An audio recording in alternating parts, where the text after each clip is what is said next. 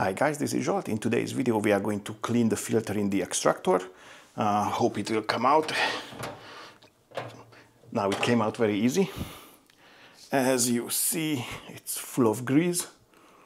Hopefully it shows. That's the other side. It's considerably cleaner. So that's what we are going to clean now. Let's roll.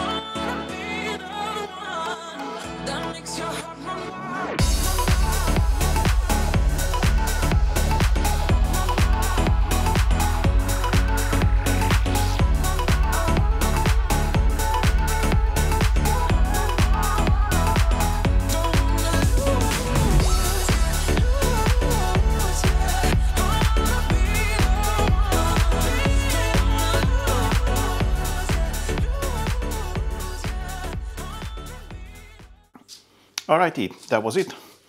As you can see, it's nice and clean inside and out. So I can nicely put it back.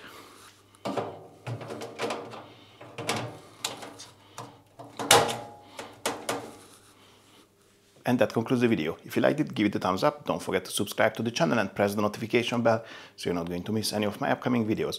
I'd like to say a big thank you for your time and catch you on the next one. Bye bye.